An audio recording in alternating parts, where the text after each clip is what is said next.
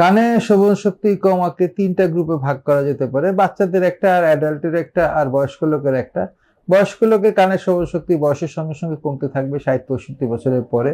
এটাতে আমাদের স্নায়ুটা দুর্বল হয়, তার জন্য হয়ে থাকে। আর অ্যাডাল্টের যদি হয়ে থাকে কানের শ্রবণ শক্তি, তাহলে অবশ্যই দেখতে হবে এটা কি কারণে হচ্ছে।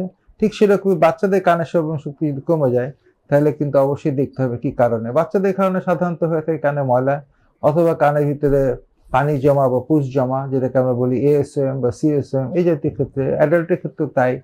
সাধারণত বেশিরভাগ ক্ষেত্রে কানের মধ্যে পর্দা ফাটা, এটাকে বলি সিএসওএম বা এএসএম, অ্যাকিউট অটিটিস মিডিয়া, এগুলোর কারণে সাধারণত বাচ্চাদের থাকে। এবং অনেক সময় নার্ভ ডেফনেস হতে পারে।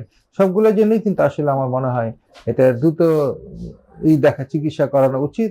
আর বয়স্ক লোকে যেটা আস্তে আস্তে কানের শ্রবণ শক্তি কমতে থাকে, সেটা যেন এরকম আতঙ্কিত হওয়ার জিনিস না। তবে এগুলো বেশিরভাগ ক্ষেত্রেই কিন্তু কানটা ডাক্তারের কাছে পরীক্ষা নিরীক্ষা করে, হিয়ারিং টেস্ট করে আমাদের হিয়ারিং এইড লাগে, মানে মেশিন লাগে। আল্লাহ হাফেজ।